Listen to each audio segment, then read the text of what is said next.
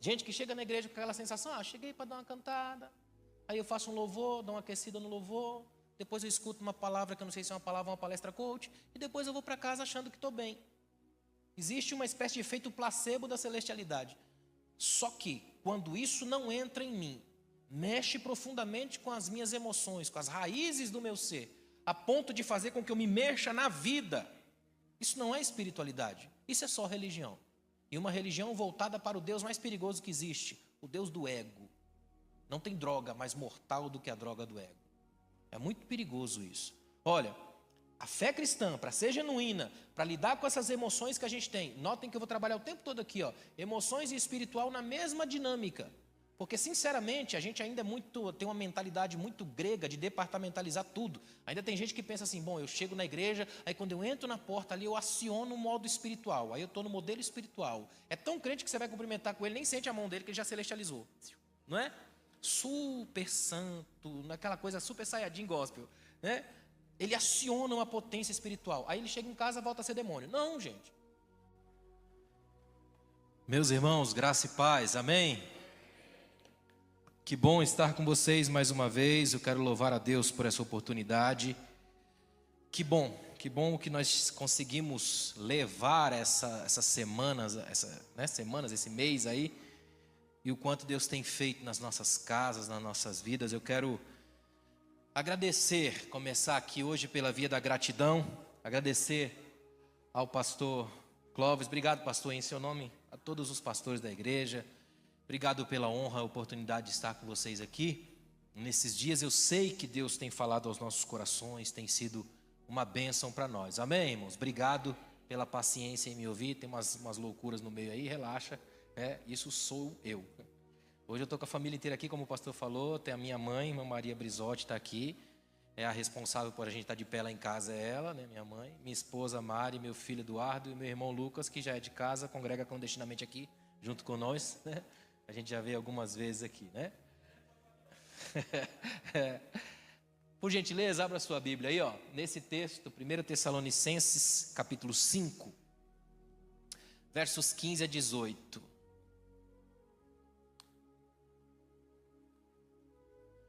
Acharam aí? Primeira carta de Paulo aos Tessalonicenses, capítulo 5, versos 15 a 18. Hoje a gente vai pensar sobre esse tema aí, para finalizar tudo que a gente pensou até aqui. Disciplinas espirituais, possíveis caminhos de cura. Eu botei possíveis porque é muita pretensão, embora o que eu vá falar seja bíblico, acreditar que esses que eu vou falar sejam só os caminhos de cura. Eles são possíveis. A partir do momento que vocês entram por eles, eles vão abrindo outras estradas e outras possibilidades. É bom que a gente saiba e aprenda a lidar com as possibilidades ainda em aberto. Essa coisa de não definir tão ferrenho, não haja espaço para outras possibilidades. Como acontece muitas das vezes na espécie de numerologia cristã que tem hoje, né? 5 passos para alcançar a vitória. Se precisar de um sexto, você está morto, né? Então a gente vai nos possíveis caminhos de cura, que é mais fácil para você chegar lá. Acharam aí? Primeira carta de Paulo aos Tessalonicenses, capítulo 5, versículos 15 ao 18. Presta bem atenção nesse texto. Eu fiz questão de trazer hoje, então, que eu já falei para vocês alguma vez aqui, a mensagem de Eugene Peterson, que é uma versão um pouco mais, vamos dizer assim, mais limpa, né? Ela é direta para a gente. Então eu vou ler nessa versão que eu trouxe aqui. Olha o que ele disse. Cuidem para que, quando estiverem nervosos, vocês não ofendam os outros. Procurem o melhor em cada um e façam sempre o melhor que puderem para despertar o que há de melhor no irmão. Sejam alegres em qualquer situação. Orem o tempo todo.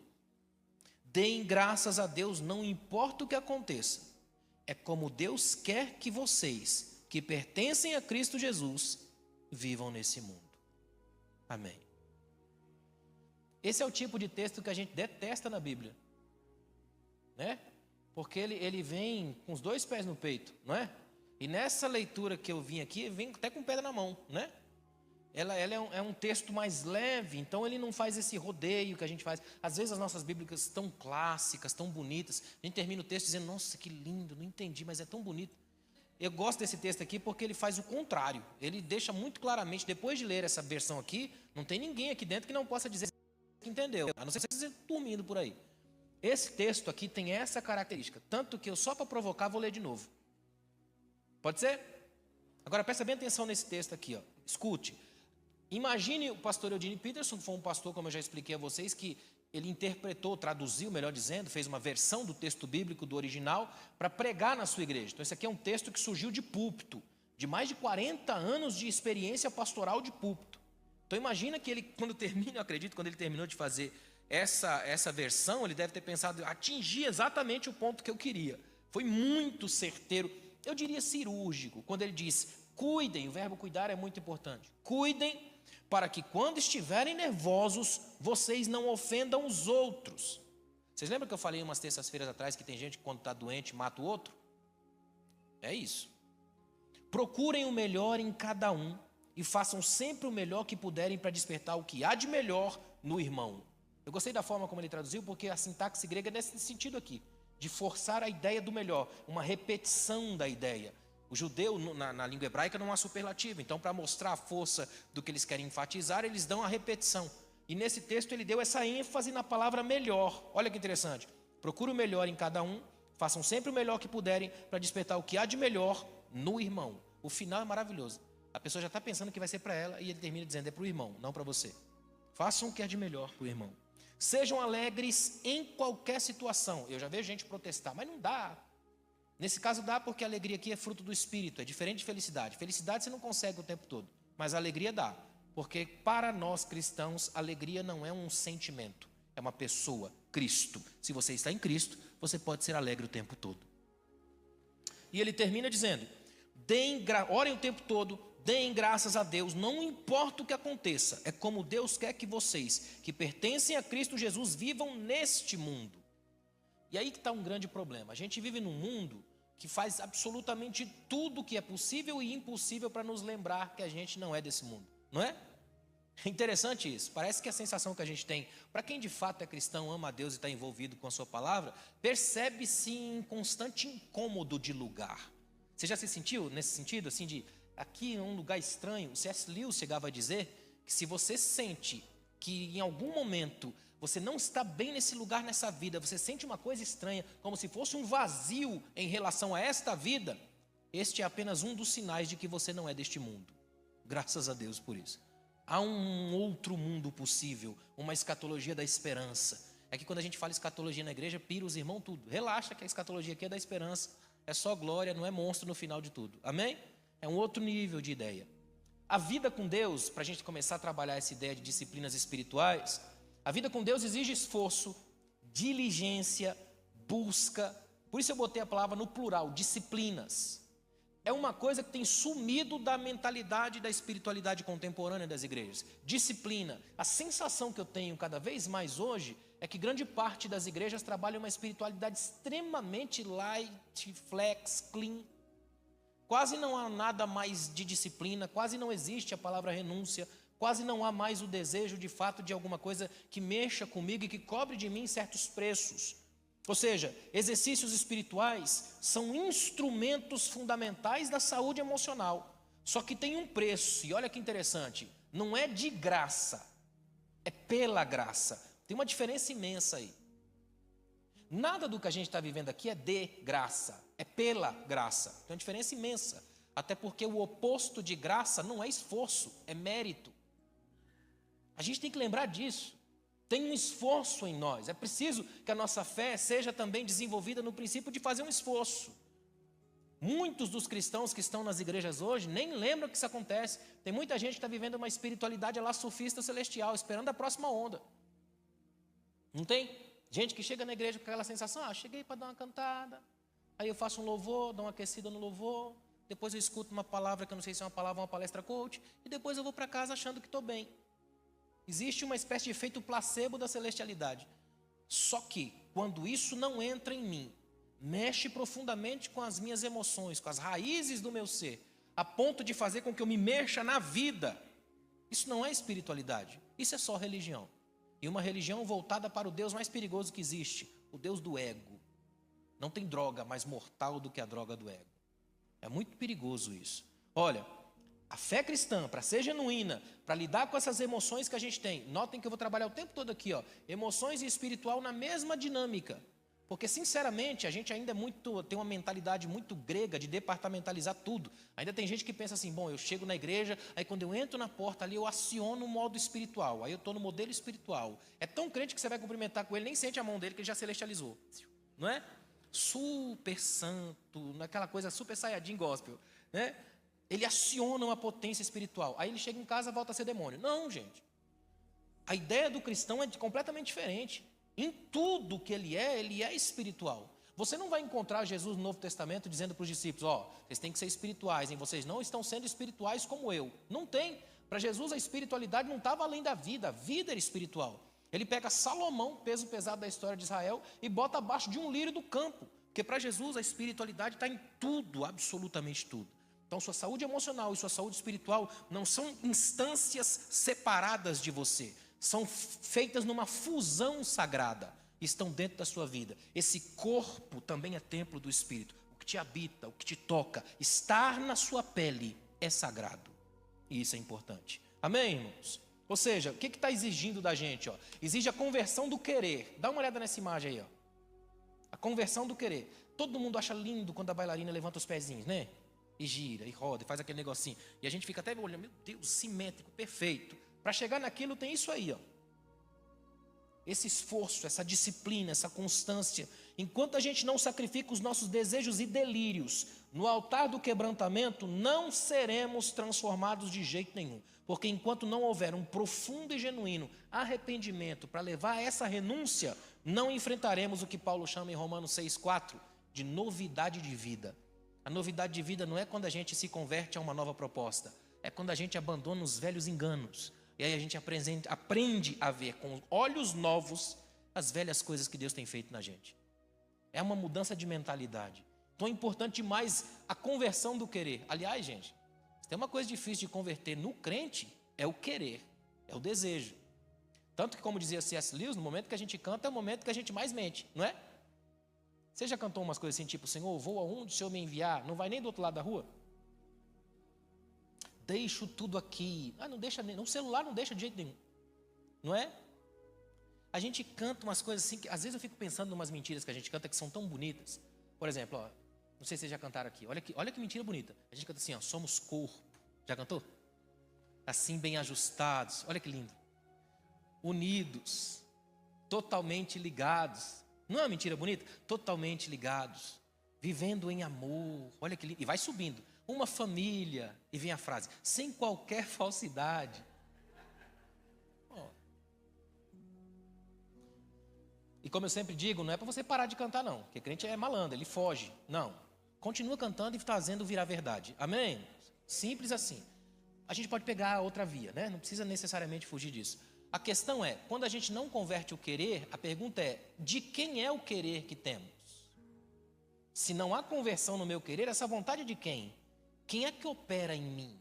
É interessante que isso não é um privilégio nosso. O apóstolo Paulo, em Romanos 7, que é um texto para bugar a cabeça de todo mundo, em Romanos 7 ele para, ele pensa sobre isso, ele diz, encontrei uma lei que habita, princípio de moradia, dentro de mim, de modo que eu quero fazer o bem, não consigo, o mal que eu não quero eu vou lá e faço. Olha o que Paulo está dizendo, tem uma guerra estabelecida dentro de mim, e é sério demais esse negócio. Nietzsche dizia que o homem nada mais é do que um campo de batalha. Imagina, é assim que somos. Essa guerra que eu estou falando acontece dentro de você, dentro de mim, o tempo todo. Até porque, gente, escuta bem uma coisa, nenhuma conquista espiritual vem fácil. Nenhuma. Se o seu Senhor precisou, nesse nível de conquista espiritual, de uma cruz, ele morreu em público, enxovalhado, envergonhado, para todo mundo ver. Se você é daqueles que só quer aplauso, mídia o tempo todo, o Cristo que você segue não pode ser esse aqui. Existe um escândalo da graça. Slavoj Žižek tem um livro chamado A Monstruosidade do Cristo. E é interessante que ele diz exatamente isso. O Cristo que se esvaziou não pode ser pregado por alguém cheio de si. Quebra a gente profundamente. Essa noite aqui, ó, é uma noite para Deus primeiro quebrar, para depois curar. Amém? Ou seja, o que ele fez ao longo do mês inteiro foi dar só aquelas quebradinhas. Hoje quebra tudo. Que é para a gente sair daqui completamente curado com o Deus que sabe fazer. De cacos entre cacos, vasos para a sua glória e para a sua honra. Tudo e toda teologia só pode ser de Deus se terminar em doxologia, adoração para a glória de Deus. Isso é fundamental entender. Nenhuma conquista espiritual vem fácil. A gente tem que ter uma percepção, a mesma percepção que eu acho tão tremendo quando Davi vai dizer em 2 Samuel 24, quando ele diz assim, ó: eu não oferecerei ao meu Senhor, o meu Deus, holocaustos que não me custem nada. Imagina, olha que frase. Eu acho tão tremendo. Davi tinha tudo para ganhar um terreno lá, uma coisa, tranquilamente, mas ele fala, não posso. Eu não posso dar alguma coisa para Deus que não me custe. Essa mentalidade de que eu estou andando com Deus num nível em que eu posso ser tocado por Ele e alguma coisa dele vai cobrar algo de mim, é uma espécie de mentalidade diferenciada e transformadora. Porque não é um toma lá da cá, é uma certeza feliz de que eu nunca vou chegar a cobrir o que Ele já me deu. Mas eu também não vou guardar o tempo todo uma relação onde só Ele me dá. Eu quero devolver alguma coisa em seu altar e para a sua glória. Isso significa que o cristão, olha bem para mim aqui, ó. O cristão que entende que nenhuma conquista espiritual vem fácil, muda de mentalidade. Aí ele não fica mais no circo religioso que vende o tempo todo. Ele não vai mais na bolsa de valores da fé, aficiona Deus no pregão, enquanto ele rende, eu estou com ele. Parou de render o vaso. Não. A mentalidade de um cristão que entende que nenhuma conquista espiritual vem fácil é completamente diferente. O que significa que ele aprende a fazer novas leituras de si mesmo no mundo. Muda o jeito como ele serve a vida. Lembra do final do texto que nós lemos de 1 Tessalonicenses? É assim que Deus em Cristo quer que vocês vivam nesse mundo. Ou seja, uma mentalidade nova. Vou dar um exemplo bem claro que você vai entender bem o que é isso. Uma irmã está passando numa rua nos Estados Unidos, aí para de frente de uma academia e tem uma faixa bem grande assim, ó. Você quer ser o quê? Baleia ou sereia? Ela vai para casa, parênteses, é uma época antes da internet. Amém? Fecha parênteses. Ela vai para casa, escreve uma carta e manda para a academia. E o dono da academia, lê a carta e a carta dizia assim, ó: eu passei em frente à sua academia hoje e vi um desafio. Você quer ser o quê? Baleia ou sereia? Ela disse, aí eu comecei a pensar, porque eu sou cristã e a minha cabeça é um pouco diferente da de vocês. Primeira coisa que eu entendi é que eu prefiro ser baleia e não sereia. Primeiro que a baleia existe, a sereia não. 1-0. Segundo, a baleia é um mamífero. Ela sabe bem quem ela é. Já a sereia tem sérios conflitos de identidade psicológica. Ela não sabe se ela é mulher ou peixe. É difícil viver assim. Metade da identidade pertence à terra, metade pertence ao mar. Onde é que ela cresce? Terceiro, quando a baleia aparece, todo mundo vai ver. É legal, é bonito, a gente tira foto. A sereia, se aparecer, todo mundo vaza, que se ela cantar, mata. Eu prefiro ser baleia. Alguma irmã aqui quer ser baleia? Olha que maravilha, viu? Que benção, olha como muda, viu? Olha o clima. A nossa mentalidade como igreja faz releituras do mundo. Quando o mundo pensa que venceu, a gente entende que ele perdeu absurdamente. Mostre a uma pessoa que nunca leu a Bíblia, Cristo crucificado, ela jura que ele perdeu, só que ela não sabe que quando a última gota de sangue bateu no chão, aí que ele venceu. Porque aqui nós estamos debaixo das antilógicas da graça. Aqui a gente quando quer subir, desce. Quando quer receber, a gente doa. Quando não é nada, aí é tudo. Se pensa que está fraco, é forte. Porque o que impera aqui não é as lógicas do mundo. Aqui ainda vem cura porque a gente entende que pertence a um outro reino acima desses lugares estabelecidos aqui. Isso é ser igreja. A cura das emoções exige o pagamento de um preço. Só que não é como um peso, mas é como um sacrifício de amor. É um esforço contínuo que eu chamo de disciplinas espirituais. É mais ou menos assim, a gente não vive para sacrifício. É porque a gente faz da vida da gente um sacro ofício. A gente trabalha para a glória de Deus. Então muda tudo. Agora, olha que interessante. Se o exercício do corpo é importante, o das emoções é fundamental. A malhação da alma implica na dedicação ao chamado de Deus, gastar tempo de qualidade e vida de verdade. Isso só é possível quando a gente entende que o que está fazendo diferença na vida da gente não é o quanto a gente consegue ter um corpo grande e a cabeça pequena, a ética de dinossauro. Mas é o quanto a gente consegue aprender que estar aqui, em corpo, em presença, em tempo de qualidade, faz toda a diferença não só para nós, mas para quem convive com a gente. Lembre-se, a nossa cura enquanto igreja também acontece na experiência comunitária, juntos, uns com os outros, nos ajudando e nos abençoando. Lembre-se, se a nossa alma estiver faminta por Deus, com sede de amor por Deus, ela vai buscar o mais íntimo contato possível com o Pai para sempre, porque isso para ela não vai ser um problema, vai ser uma glória. Amém? Eu queria mostrar para vocês hoje, rapidamente, algumas das principais disciplinas espirituais que a gente tem que desenvolver para possíveis caminhos de cura. Eu tenho certeza que algumas vão te assustar muito, porque nós vivemos numa geração que não faz nem ideia de que isso existe. Por exemplo, oração. Olha que tremendo. Imagina você esperou assim, disciplina espiritual, um negócio tremendo. Orações, é muito tremendo. É mais do que tremendo, porque isso aí são santas conversas. Tem uma diferença imensa entre o que a gente entende como uma oração no século 21 e o que de fato é oração a partir da Bíblia. Por mais estranho que pareça, as espiritualidades de igreja, os igrejeiros, transformaram a oração num troço tão chato que a gente não gosta de orar. Não é? Você já viu aqueles irmãos, por exemplo, que acham que orar é vencer a própria capacidade de falar palavras por minuto? Então ele introjeta uma espécie de síndrome de narrador de futebol e só para quando ele repete o que já disse. E aí, desesperado, no meio da oração, ele fala: Senhor, fala comigo. Aí Deus fala: você não deixa. E o aquietai-vos? Não tem? Quer ver? Eu peguei algumas frases para você entender. Por exemplo, Isaac da Síria escreveu assim, ó: não reduzas as tuas orações a meras palavras, mas antes faz da totalidade da tua vida uma oração a Deus. O meu objetivo hoje é que você entenda o que Paulo quer dizer quando diz orai sem cessar. Ou na tradução que eu trouxe, orai o tempo todo. Ou seja, a lógica é: faça a sua respiração ser uma oração. Esteja a vida inteira em estado de oração. O tempo todo com a mente ligada em Deus. Tem uma espécie de receitinha. Você mantém a cabeça no céu, o coração nas escrituras e os pés no chão. Desse modo você tem um link perfeito entre o que está acontecendo na glória, o que está acontecendo por dentro e o que você nunca se esquece de quem é: pó.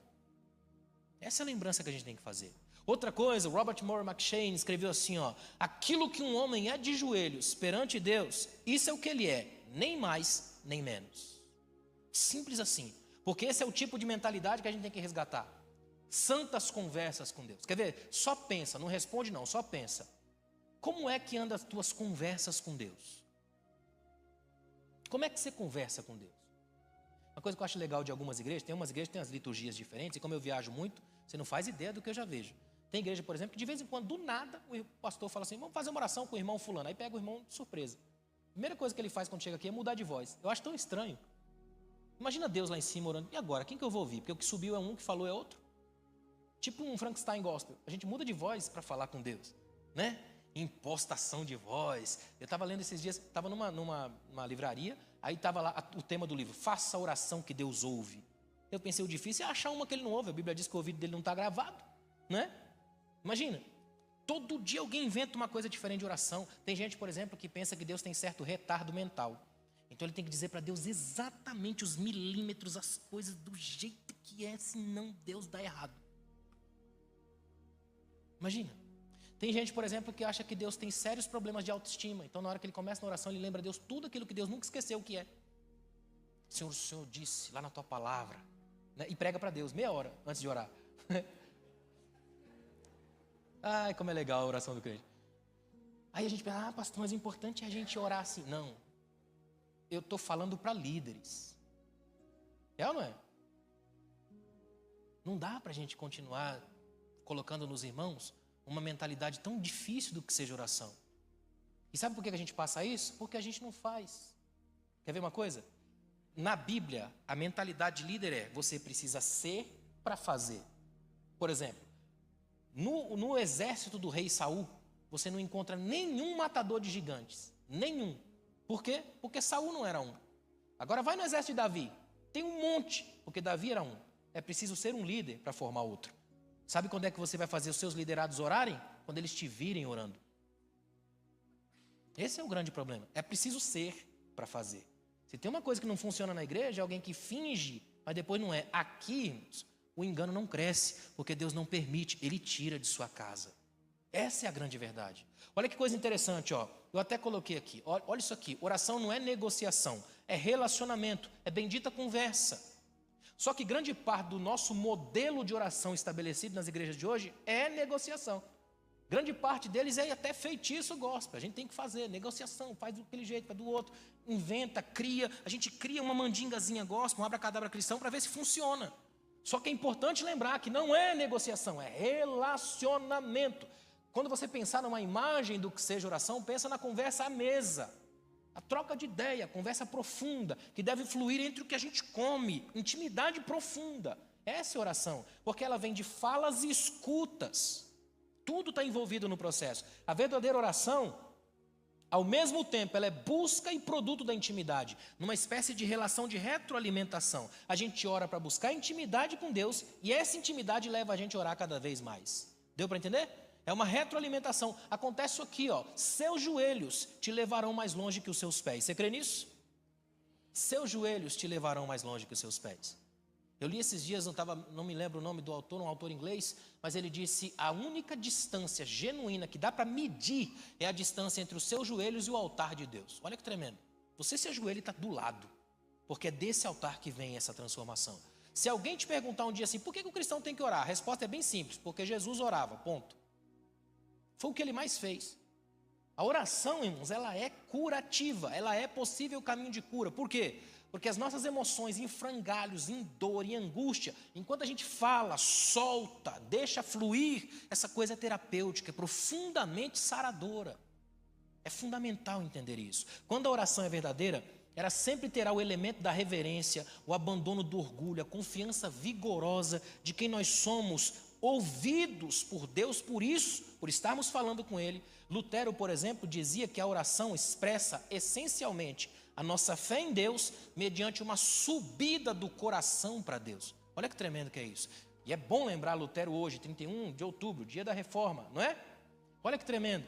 Levar o coração até Deus, essa subida do coração a Deus é fundamental por isso. Até porque, gente, ó, orar é muito mais do que falar para Deus, é falar com Deus. Essa figura aí é a figura do Pai, que se fala com Deus, que conversa com Ele. Aliás, para muita gente na igreja, falar de Deus como Pai ainda é um problema. Porque a gente sabe que, infelizmente, nossos pais não foram lá esses pais todos. Tem gente que teve um pai terrível, uma mãe complicada. E aí olhar para Deus como a projeção desse pai é mais complicado, é mais difícil. Isso leva tempo, isso não é de uma hora para outra. Isso leva tempo até para entender que esse nosso Deus como pai é o pai que todo pai deveria ter sido. É o pai maior, o pai central, aquele como estrutura da ideia de paternidade. Que é outro grande problema na concepção da mentalidade de hoje. Tem igreja que você vai, por exemplo, que pega o negócio da paternidade e transforma numa ideologia, é mais perigoso ainda. Eu me lembro até de um irmão que encontrei no aeroporto, falando com ele sobre sermos ovelhas do rebanho do Senhor. Ele reclamou: não, eu não sou ovelha, eu sou filho. Eu falei: é a mesma coisa, irmão. É a mesma coisa. Só que a gente faz aquela coisa ideológica chatíssima. Não tem o chato, xiita do crente? Faz isso. Ele consegue se impor nesse nível achando que a ideologia dele é suprema. Quando você se transforma, pega a paternidade de Deus, que é tão bonita, e transforma num clubinho dos exclusivistas da fé, você não tem uma família de Deus. Você tem filhos mimados do reino. E filhos mimados do reino nem Jesus quis e está na Bíblia. Eu acho tremendo quando Jesus em Lucas diz assim, ó, ele olhou para os homens, é tão tremendo. Olhando para os homens dessa geração, eu perguntei assim, Jesus pergunta assim, ó, a quem compararei os homens dessa geração? Olha a comparação que ele fez. São como meninos sentados nas praças brincando. É interessante. Jesus é Deus, está pregando aqui, tem um mundo inteiro para ganhar, ele para ver criança brincar. No dia que ele parou para ver as crianças brincarem, eles não brincaram. Eles estavam com birra. Eles estavam fazendo uma brincadeira judaica chamada do espelho. Você se levantava, fazia uma coisa engraçada, o outro tinha que sorrir. Fazia uma coisa triste, o outro tinha que chorar. Só que no dia que Jesus ficou olhando os meninos brincarem sobre o espelho na praça, os meninos faziam a brincadeira, os outros não riam, não choravam. Aí os meninos reclamam e dizem, não dá para brincar com vocês. Olha o que Jesus faz. Eu sou apaixonado por esse Jesus. Olha o que Jesus faz. Olha para um grupo de fariseus, especialistas da fé, os principais da religião, os donos do sagrado. Jesus olha para eles e diz assim, deixa eu ver com quem que eu vou comparar vocês. Vocês são meninos birrentos, enjoados da religião. Eu não gosto de brincar com vocês. Não tem graça. Olha que tremendo. Quem é que você é aqui hoje? A menina birrenta da religião ou a feliz criança do reino? Que corre para o pai com tanto amor e tanto desejo que ele para de pregar para te segurar no colo.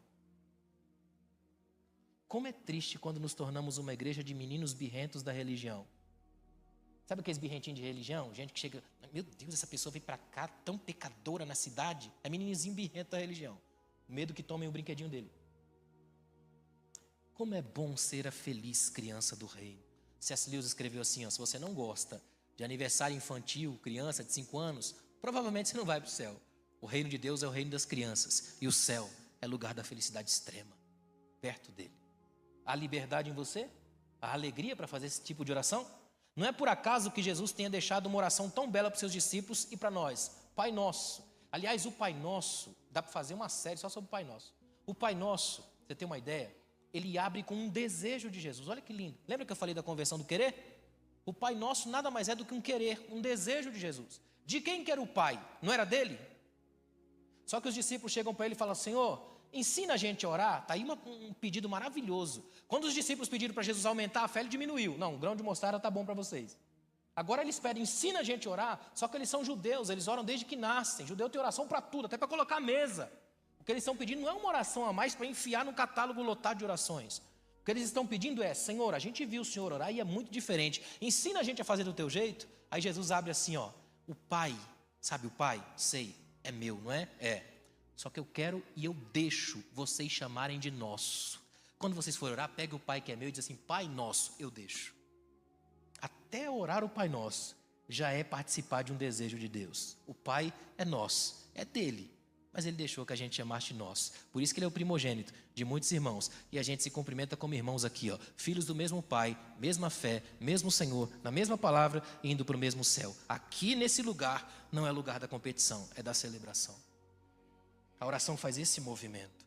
Até porque, gente, olha que interessante. A oração para Jesus sempre foi uma realidade constante. Sempre. Em todas as camadas, em todos os níveis. É comum a gente ver Jesus em oração. A intimidade com o Pai constantemente alimentada pelo exercício de santas conversas. Na crise emocional mais terrível de Jesus, que é o Getsemane, ele ora. Ele ora para tudo. Eu estava lendo esses dias um teólogo francês chamado François Varion. O Varion diz que tem vários motivos para Jesus não transformar as pedras em pães quando o diabo solicita. Mas um só eu já ficaria feliz, e eu concordo com o Varion. Ele diz: Jesus não transforma pedras em pães. Só porque ele não poderia pegar esse pão que ele transformou e dizer para Deus: obrigado, Pai, graças te dou. Não dá, esse foi ele que fez. Então ele não quer comer uma refeição pela qual não possa dar graças ao Pai. Olha que tremendo. Tudo que você tem aqui hoje é por graça do Pai. Tudo que você é por graça do Pai. Inclusive as crises, problemas, perrengues. Aqui eu estou falando do combo completo. Tudo aquilo que a gente tem, a glória e a tragédia, o sucesso e o fracasso, a beleza e a feiura que cabe na gente. Esse pacote completo que você tem e é para a glória de Deus, por graça de Deus, e está de pé porque Deus permite mais um dia. Então toda glória, toda honra e toda celebração tem que ser a Ele. Porque essas santas conversas não acabaram, porque Ele não quebrou o link até hoje. É bom demais saber disso. E como é bom saber que o texto bíblico vai dizer em Hebreus que Jesus Cristo é o mesmo, ontem, hoje e eternamente, não é? É por isso que ele ainda incomoda, porque ele é o mesmo. Ele pregava as mensagens que a gente não quer, andava com gente que a gente não andava. Simples assim, ele ainda continua sendo esse Deus do incômodo. E como é bom saber disso. Interessante que eu estava olhando esses dias na Bíblia, o texto de Daniel, capítulo 6, verso 10, mostra o exercício da oração para Daniel. Mesmo distante da amada Jerusalém, Daniel trazia lá na alma uma sede pelo Deus dos seus pais e do seu país. Aí, o lugar é Babilônia, só que a gente encontra Daniel orando e o texto guarda 2 detalhes maravilhosos. 1, as janelas abertas na direção de Jerusalém, e 2, a frase: 3 vezes ao dia, Daniel se punha de joelhos, orava e dava graças diante do seu Deus, e a frase: como também antes costumava fazer. Olha que incrível. Você não vê Daniel em uma oração até sistematizada, de joelho 3 vezes ao dia, porque está com problema agora. Não. O texto faz questão de enfatizar, porque ele costumava fazer isso antes. Ele ora na direção de Jerusalém não apenas por causa de um endeusamento do lugar, mas como um exercício de memória histórica. Eu estou em Babilônia, mas eu não sou daqui. A minha alma, meu lugar, meu sonho é toda a projeção que vem de lá. Ou seja, a minha experiência tem memória, tem presença e tem futuro. Por isso eu oro, porque Deus a quem eu oro esteve comigo na memória, está comigo aqui hoje e estará comigo na manhã. Por isso eu oro em qualquer tempo. Aliás, isso acontece na ceia, né? Quando você está aqui na ceia, esse tempo se desmancha na frente da gente. Façam isso em memória de mim, passado. Examine-se a si mesmo, hoje, até que ele venha, amanhã. A mesa desmonta o tempo e bota todo e qualquer cristão diante daquele que é alfa e ômega, princípio e fim. Aqui é o lugar da gente. Santas conversas têm que acontecer quando a gente entende que Deus tem o que falar também para nós. Amém? Eu acho interessante quando Jesus chega em Mateus 6, provocação. Olha que interessante. Deus chega em Mateus 6 e fala, quando vocês forem orar, entra no seu quarto, porque o teu pai que te vê te recompensará. O que a gente pensa? Vê se eu estou errado. A gente pensa o crente indo lá devagarzinho, pedir licença para as pessoas, entrando no quarto, fechando a porta e orando. É assim ou não é? Só que eu lembro os irmãos que Jesus está falando no primeiro século, numa Galileia, terra de pobre. Está aí uma coisa que pouca gente sabe, Jesus era pobre, não é bom saber disso? Numa Galileia de pobre, que as casas não tinham mais do que um cômodo só. Jesus não está falando de um lugar geográfico, está falando de um estado de espírito, onde você fecha dentro de si e ora a Deus e conversa com Ele. Aí o detalhe tremendo, a provocação, é que Jesus diz assim, ó, quando você for orar, entra no teu quarto, porque o teu pai que te vê, te recompensa. Só que se você vai entrar no quarto para orar, a lógica não seria o pai que te ouve? Não é? Só que vem Jesus e diz, o pai que te vê, te recompensa. Ou seja, é pai.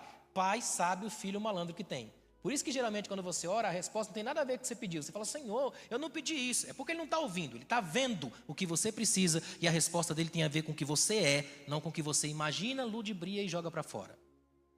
Deus sabe que a malandragem gospel consegue botar desculpas religiosas e teológicas tremendas. Então ele vê. E o que ele enxerga é a base de suas respostas. Por isso que a gente, na maioria das vezes, a gente se perde tanto quando vai orar. Um pensador antigo dizia assim, ó, Deus não presta atenção à pompa das palavras ou à variedade das expressões que você usa, mas à sinceridade e à devoção do coração. Sabe por quê? Olha que coisa interessante, ó. A chave abre a porta não porque é dourada, mas porque se encaixa na fechadura. Corresponde ao segredo. Por isso quando alguém pergunta assim, pastor, existe oração certa, errada no caso? Não, existe é o não orar. Esse é o erro maior. Às vezes a maior oração de todas é quando você não tem o que dizer. Simples assim. Quer ver? Eu me lembro quando eu estava no seminário ainda, fazendo a bacharel, a graduação, teologia, eu tive um professor, um angolano, que eu gostava muito, admirava muito ele, admiro ainda. E um dia a gente morava lá no seminário, um dia eu estou indo, sei lá, para o quarto, alguma coisa do tipo, encontro com ele no corredor. Aí ele fala, estou indo orar, tinha uma sala de oração lá. A gente entrava naquela sala, uns bancos e ficava ali orando. Ele falou, estou indo orar, quer ir orar comigo? Na hora eu pensei, agora eu vou aprender como é que ora, com esse professor, gênio, eu vou, imagina, eu já ativei todo o meu modo pesquisador. Aí entramos, a primeira coisa que já me choca, porque eu era super crente, daqueles crentes que os crentes chamam de crente, eu achava que só era possível orar ajoelhado. E ele senta, já me quebrou ali, eu já achei ele não tão crente. Sentou, ele fechou os olhos, botou a mão aqui, eu já achei estranho também, esquisito, se ele fizer isso aqui eu vazo. Ele botou a mão aqui, fechou os olhos e ficou um tempão. E eu do lado ali, esperando ele orar, para eu falar, saber como é que é. E ele fazia só assim, sim, Senhor, amém. E passou um tempão, aí ele levantou e saiu. Eu entrei numa crise, falei, não é possível. Aí passou uma semana eu em crise, sei lá quanto tempo, eu chamei ele um dia e perguntei, professor, aquele dia lá a gente foi orar, estava ali esperando uma oração, assim, para eu aprender. Ele falou, eu orei, você não orou não? Eu falei, eu nem sei o que eu fiz. Eu fiquei parado olhando para o senhor, esperando o teu retorno. O senhor não me ensinou, né? Ele falou para mim assim, ó, sabe por que você consegue ouvir uma frase inteira que eu digo e entender? Eu falei, não, por quê? Porque entre as palavras tem uma pausa, que chama-se silêncio. Ele falou, quando você vai orar, você vai falar um monte de coisa para Deus ou vai conversar com Ele? Eu falei, conversar, suponho que seja conversar. Ele falou, pois é, uma conversa é o quê? Como dizia Carlos Drummond de Andrade, o que é o diálogo? É você falar, vírgula, suportar o que o outro tem a dizer. Senão é monólogo e chato.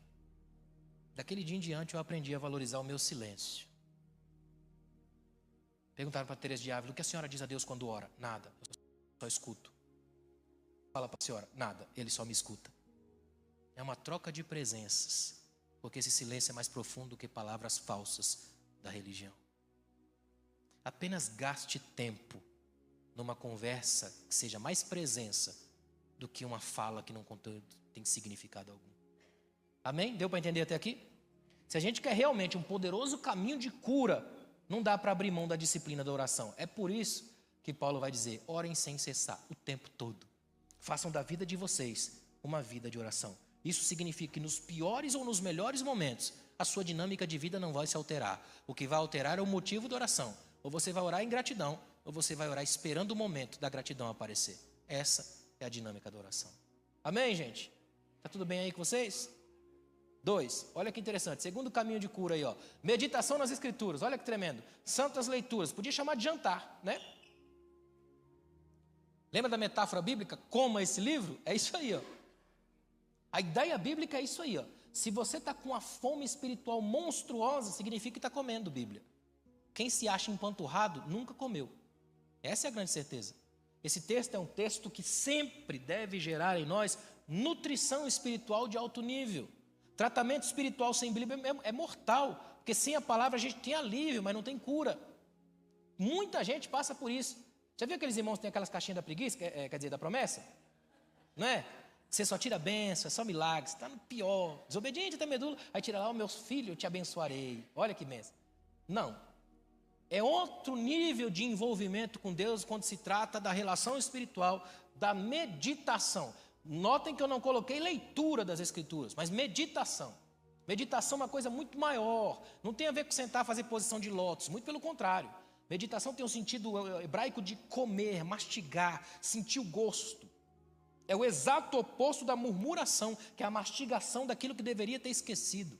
A ideia é tão tremenda. Olha que interessante, ó, quando a nossa busca pela cura não é alimentada pela palavra, não tem o selo das Escrituras, facilmente se torna misticismo exagerado, fé distorcida, um passo para a formulação das mais perigosas heresias.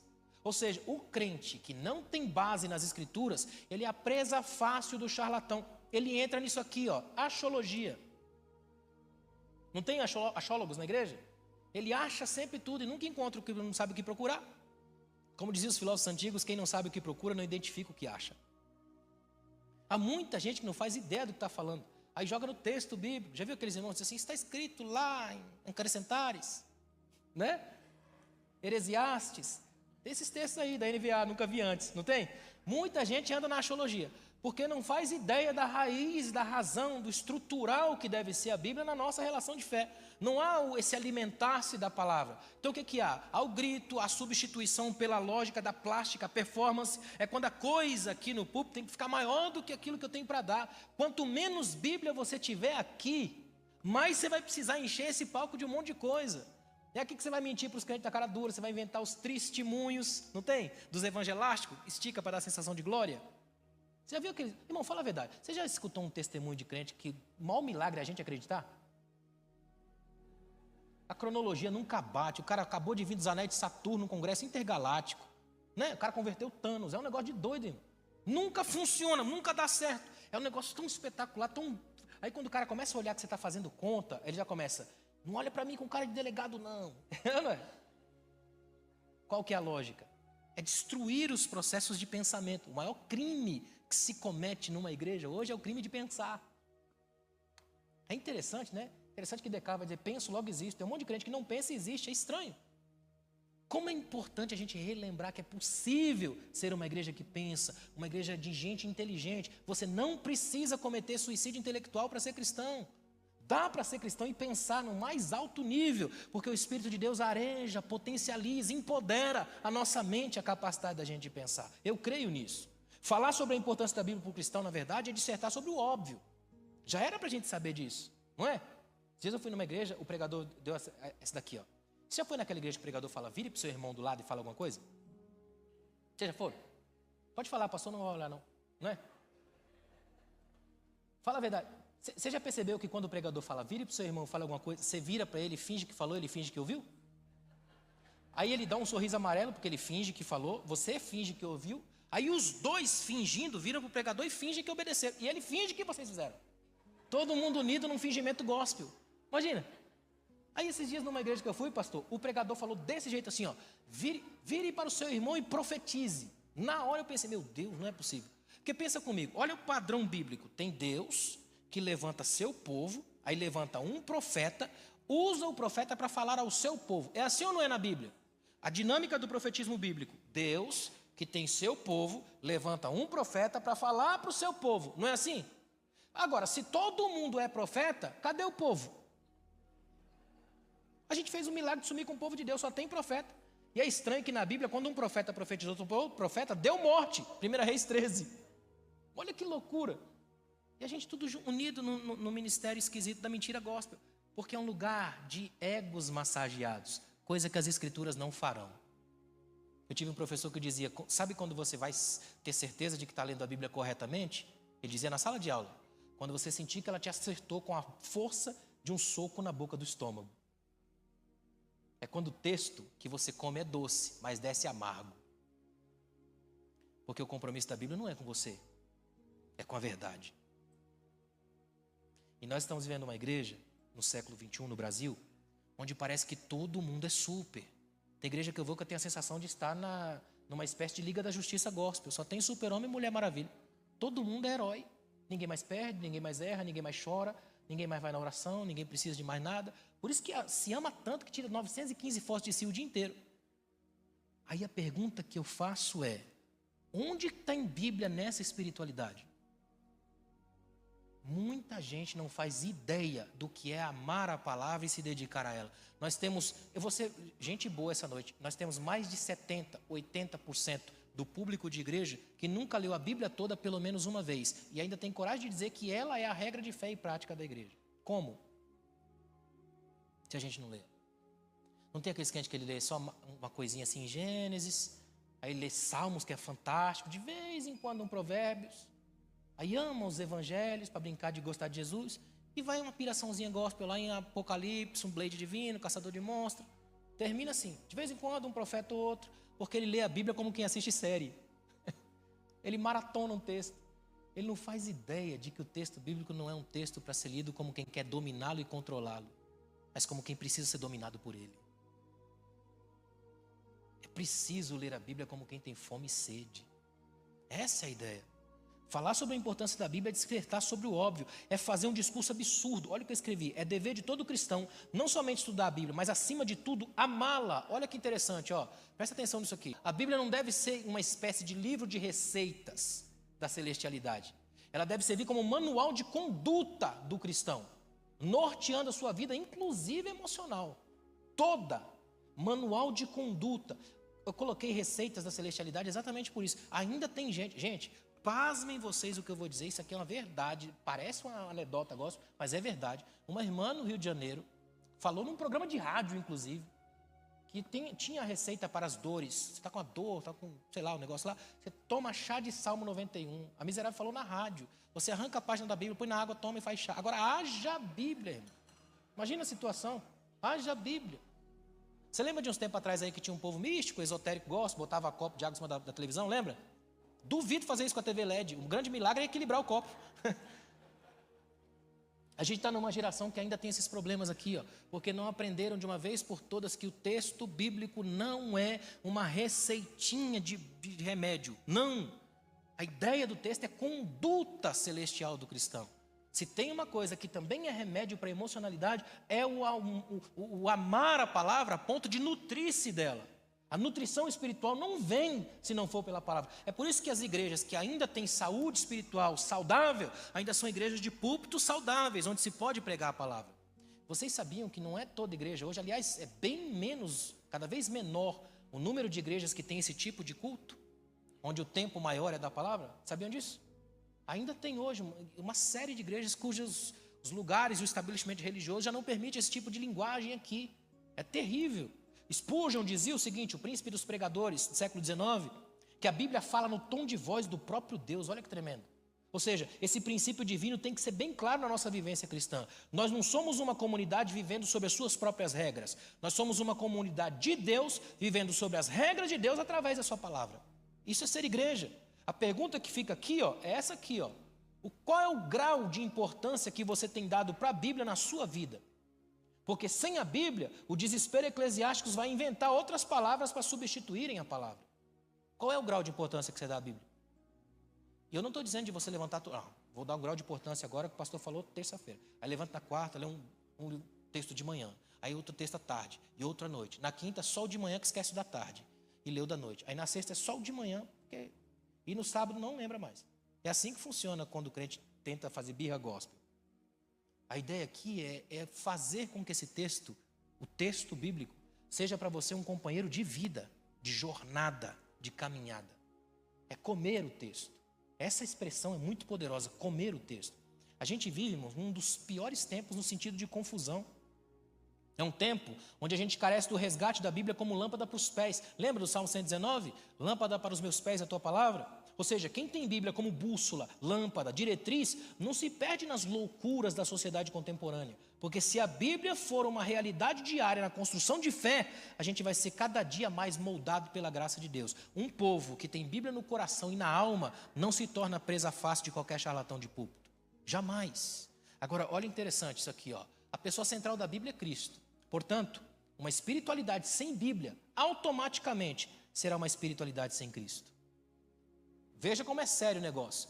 Quando você tira a Bíblia da sua espiritualidade, não fica só restando uma religião com um vácuo, mas uma religião sem a razão de ser. Perde Cristo do processo.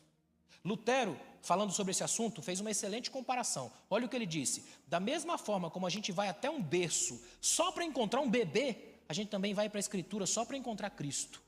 É verdade. Ele é o centro, é o foco. Martin Estey disse assim, ó, a qualificação mais importante exigida do leitor da Bíblia não é a erudição, é a rendição, não é a perícia, é a disposição de ser guiado pelo Espírito de Deus na leitura do texto. É permitir-se ser guiado pelo Espírito de Deus. Até para comer do texto bíblico como um remédio da alma, tem que ser guiado por Deus. Agora, se a Bíblia é a palavra de Deus e Deus é o nosso Criador, todas as fontes de cura da nossa alma têm que estar lá, porque lá é a revelação de Deus maior para mim e para a sua vida. Amém, irmãos? Tem gente que gasta um tempão com texto, vídeo, TikTok, essas coisas todas, e esquece do texto, centralizador, formador de tudo, que é a palavra de Deus. Gaste tempo com a Bíblia, ame a Bíblia. Isso fará de você cada vez mais profundo nesse alimento espiritual tão necessário para as nossas vidas. E a terceira, olha aí.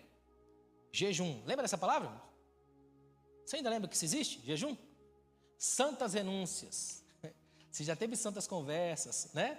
Santas meditações, santas renúncias. Interessante que jejum é uma palavra tão difícil hoje, ela praticamente some vamos dizer, das dinâmicas de igreja. Primeiro porque ela em si só, por si mesma, ela já traz o conceito de renúncia.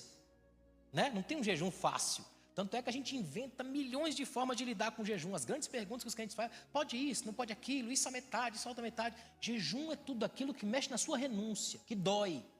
Se não doer, não é jejum. É só um exercíciozinho tosco de tentar mostrar uma santidade blasé que se coloca na vitrine para ser vendida. Para mim, nas minhas leituras, a melhor definição de jejum que eu encontrei foi a de John Piper. Jejum é fome. Fome de Deus. Simples assim. Jejum é fome de Deus. É uma das mais difíceis e controversas disciplinas espirituais, porque exige equilíbrio, cuidado e humildade. Ou seja, exige uma postura de fé no sentido de dizer, Senhor, tem coisas em mim que são donas demais do meu ser e eu tenho que sacrificar. Porque a única coisa que deve ser dona do meu ser é a tua vontade, é a tua palavra, é o teu amor. Amém, irmãos? Olha que interessante, tem um problema, é que quem jejuma para mostrar aos outros que é santo, destrói o próprio jejum e cai na idolatria do eu. Conhece alguém assim? Que até te cumprimenta de manhã, irmão, chega perto não, que hoje eu estou no monte. Já viu? Já viu aqueles irmãos que nem escova os dentes? Vem amarelo, pálido, remela. Aí você fala, que isso, varão? É que eu sou santo, estou em jejum. Não tem? Eu me lembro, é que sumiu um pouco, mas eu me lembro, quando era garoto na igreja, tinha uns irmãos que chegavam assim com jeito de zumbi. Você falava, meu Deus, está doente, irmão? Não, estou em jejum, 3 dias. Gente querendo bater o recorde de Jesus, eu faço 42. Ele fez 40? 42. Para quê? Para mostrar que é santo. Você já viu aqueles irmãos que, voltando lá na Bíblia, na leitura da Bíblia, eles fazem questão de dizer quantas vezes já leram? Eu li 412 vezes, 410 de joelho. Não precisava ter lido, porque não aprendeu. A mesma coisa acontece com o jejum.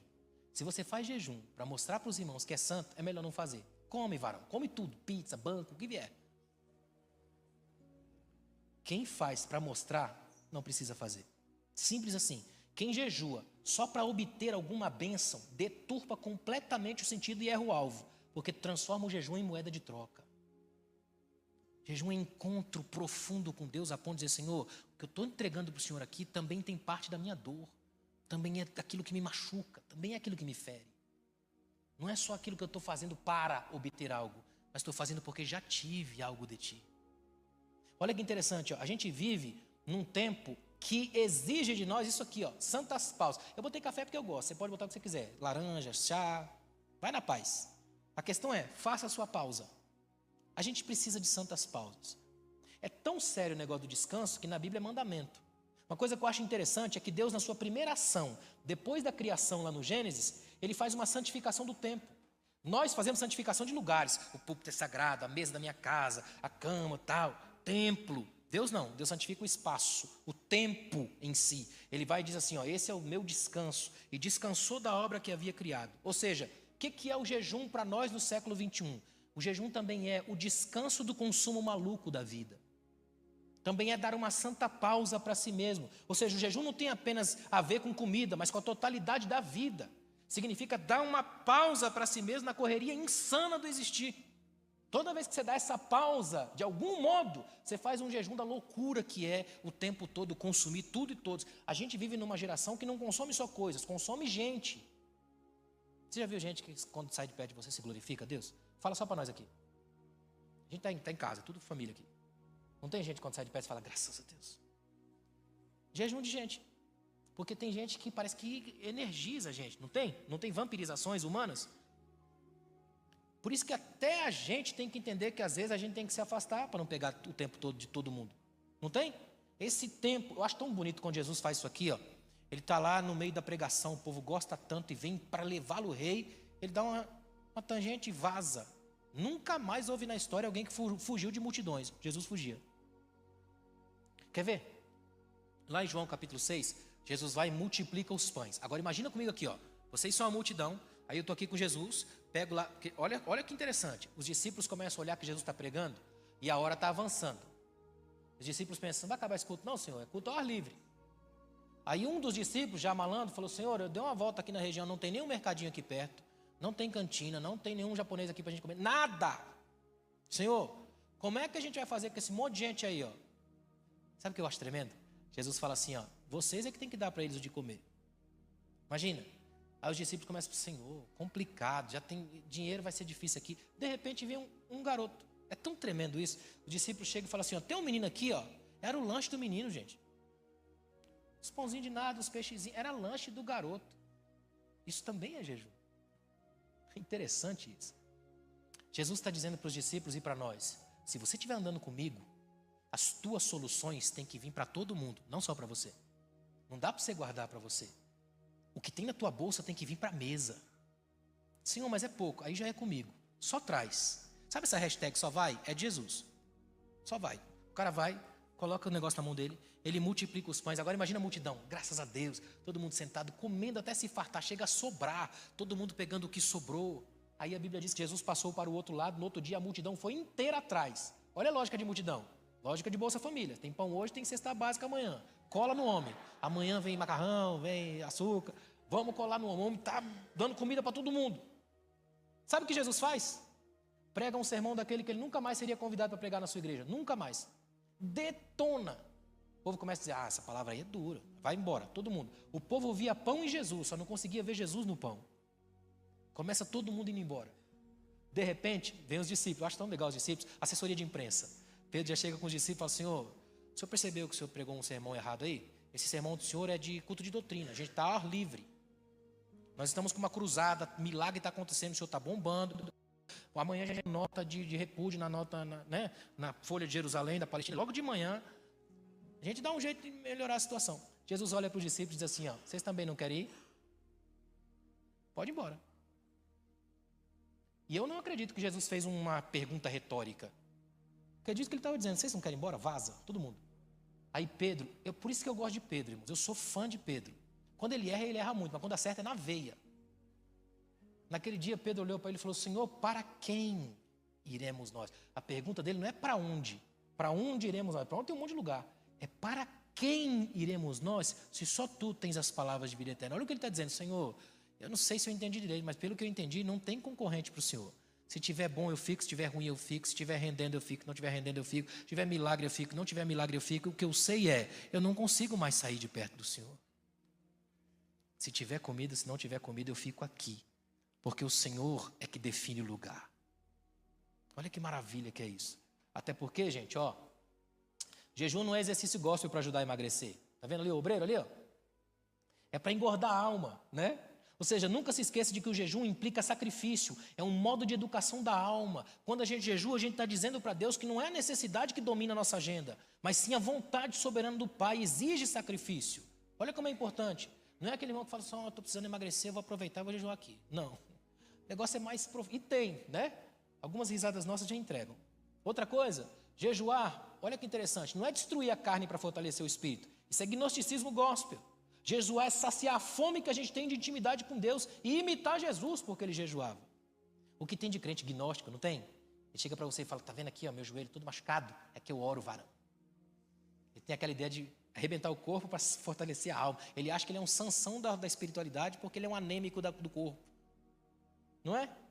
Aquela coisa tem que mostrar. Eu lembro de um pastor que uma vez encontrou com outro pastor numa igreja e disse assim, pastor, vejo que o senhor é um grande homem de oração. Eu falei, é mesmo? Por quê? Pela ponta do seu sapato, toda a comida. Ele falou, não, irmão, não. É que isso aqui é porque não deu tempo de comprar outro, estou sem dinheiro. E um homem de Deus não se reconhece pelo sapato, mas pelo brilho dos olhos. Capacidade que ele tem de mostrar que ele saiu do quarto com Deus e ele perdeu a batalha. É sempre assim. Olha que interessante. Vou só colocar algumas coisas para a gente finalizar. Se eu não oro, minha alma vai parar na UTI. Amém, irmãos? Viu? Já tem almas na UTI. Se eu não oro, a minha alma vai parar na UTI, não tem jeito. Como é que eu vou desenvolver saúde espiritual, emocional, física se eu não oro? É a oração que faz isso. Eu me lembro de um pastor, sabe aqueles pastores que eles fazem de tudo na igreja o tempo todo, não para nunca? Se ele está de férias, ele ainda fica mandando áudio? Não tem? Tem que você já olhou. Ó, interessante, imagina esse pastor, um pastor desse, aí um dia ele está na igreja dele, aí travou a coluna. Deu aquela travada na coluna, foi parar no hospital todo entrevado, de modo que não podia nem virar. Todo cheio de coisa, olhando só para cima. Tudo que ele vira o teto, não dá para virar a cabeça. E imagina um homem que não para nunca nessa situação. Desesperado, ele falou para a esposa, faz um hall de membros, tem quantos membros aí? 200 e tantos membros. Faz lá o hall de membros, um por um, imprime e coloca aqui com um durex, quero orar por um, enquanto eu estiver aqui. E ficou uma semana orando. Sarou, destravou a coluna. No dia que ele está se arrumando para ir embora, sentado sozinho no quarto, lá no hospital, ele ora, Senhor, tremendo que foi esse tempo aqui, hein, Senhor? Passei um tempo aqui orando, senti tua presença como nunca. Olha, Senhor, se eu não tivesse tanto trabalho para fazer, eu fazia isso mais vezes, orar assim. Ele disse que Deus falou o coração dele na hora. E quem te disse que você tem algum tempo? Se eu apenas retirar o tempo que você tem, você nem existe mais. A igreja continua igreja porque ela não é sua, ela é minha. Esse tempo aqui não é porque você orou, porque você está parado. Você orou porque eu trouxe você aqui para você lembrar que o mundo continua mundo, mesmo que você não esteja lá. Se eu não oro, minha alma vai parar na UTI. Outra coisa, se eu não medito nas escrituras, minha intimidade com Deus corre o sério risco de se tornar intimidade com outro Deus, eu mesmo. E aí é um problema, porque está aí um Deus que promete, mas não cumpre. O eu mesmo, o Deus que olha só para si. Irmão, se tem uma coisa complicada é lidar com esse ser humano aqui de dentro. Esse homem de dentro é o problema. Tem uma placa num hospital na Índia que diz assim, ó, nesse hospital, 4 frases. A primeira frase, nesse hospital um homem foi picado por um escorpião, recebeu tratamento em casa. Segunda frase, nesse hospital um homem foi picado por uma serpente venenosa, recebeu tratamento em casa. Terceira frase, nesse hospital um homem foi mordido por um cachorro louco, recebeu tratamento, está em casa. Última frase, nesse hospital um homem que foi mordido por outro homem, 2 pontos, está inconsciente, em breve morrerá. Só quem já foi alvo de falatórios de igreja sabe o que eu estou falando. Não é? Lembra do pegarão nas serpentes? Quando você pega na mão de um falso, é isso que você faz, imagina. Tem sempre alguma coisa muito doída e perigosa aqui dentro. Então, ser esse de dentro, o Deus da minha espiritualidade, é um risco sério demais para se viver. Quando você medita nas escrituras, isso é quebrado. Porque você consegue perceber, por exemplo, a bênção que é pertencer a uma comunidade, você consegue ser ministrado pela graça de Deus e você sabe exatamente que deve carregar a sua cruz todo dia e renunciar para permanecer salvo para a glória de Deus. Amém? Olha isso aqui, ó. Se eu não jejuo, a minha alma respira por aparelhos. Olha lá, ó, celular, iPad, televisão. Não é? Se eu não jejuo, a minha alma respira por aparelhos, TikTok, né? É por aparelhos. A gente passa o dia inteiro ali, ó, tentando se conectar e desconectar da vida. Olha como é complicado. Tem crente, por exemplo, que está lendo o livro e tem lá ACDC. Ele pensa antes do celular, depois do celular. A vida dele virou esse momento, essa loucura, essa doideira o tempo todo. Então, presta atenção nisso aqui, ó. Se eu quiser fortalecer a minha alma, eu tenho que fazer os exercícios espirituais adequados. E eu coloquei essa menina por quê? Quanto antes, melhor. O que significa também que você pode ser a pessoa mais idosa da igreja. Quando você investe na alma, você volta a ser criança feliz do reino. Porque Deus está curando e trabalhando em você. Sempre o melhor. Lembra da frase de Paulo? O melhor do melhor do melhor o tempo todo. E olha que coisa tremenda. Presta atenção nisso aqui, ó. Se eu quero trilhar os caminhos de cura emocional, eu preciso de disciplina. Não é fácil, mas é transformador. Tem um caminho, e esse caminho assim, ó, como diz Edith Eva Eger, ninguém se cura em linha reta. Tem um processo, tem uma série de curvas, em cada curva dessa a gente chega em algum lugar. Eu li recentemente uma poesia, o escritor dizia assim, ó, eu sou o rio, e de repente eu estou descendo, com toda a ferocidade que o rio tem, passando por cima de tudo, contornando, fazendo curvas e descendo. De repente, eu, como rio descendo, olho lá embaixo e eu tremo de medo, porque eu vejo o oceano. E rio não tem ré, não pode voltar. A única coisa que eu faço é, me domino pelo medo e penso, eu vou morrer. Quando eu cair no mar, eu deixo de ser rio para sempre, nunca mais. Só que como não tem como voltar, eu sigo. Até que eu desemboco no meio do mar e descubro, para minha alegria, que não se trata de desaparecer e morrer. Trata-se de tornar-se oceano. Eu ganho uma outra nomenclatura e ganho uma amplitude muito maior. É o que acontece quando a gente tem a alma curada pelo reino de Deus. A gente vira oceano. Quer ver? Aqueles pregadores mais antigos costumavam chegar e dizer pra gente assim, olha, lembra de Ezequiel 47? Quando eu entro no rio, aí a água dá nos joelhos, tornozelos, e vai subindo, dá até uma taquicardinha quem não sabe nadar na igreja, não é? E aí vou entrando e sentindo, e o irmão diz para você, entra no rio de Deus, mergulha no rio de Deus. Esquece que Jesus em João 7 diz assim, ó, quem crê em mim, como dizem as escrituras, do seu interior fluirão rios de águas vivas, ou seja, para quem está em Cristo, você não precisa ir no rio, você é o rio. Porque essas águas de Deus agora correm dentro de você. Então você convida qualquer sedento, venha, porque o que eu tenho aqui dá para mim e para você, a experiência comunitária da nossa fé. Olha que tremendo. Quando a alma consegue pegar o ritmo das disciplinas espirituais, os resultados acontecem. Nos tornamos mais solícitos, mais amorosos, mais dedicados, mais simples, mais felizes, mais equilibrados, mais piedosos e aí sim, santos. Por isso que a gente carece urgentemente de uma santa mudança de hábito. Como dizia Paulo aos Efésios 4, 22 e 24, quanto à antiga maneira de viver, vocês foram ensinados a despir-se do velho homem que se corrompe por desejos enganosos, a serem renovados no modo de pensar e a revestir-se do novo homem, criado para ser semelhante a Deus em justiça e em santidade proveniente da verdade. A igreja que nós somos só será a igreja de Deus e de gente curada quando a gente aprender a conversar com Deus, comer o que Deus põe na mesa e ter fome única e exclusivamente de Deus. Amém? Fica de pé, por favor.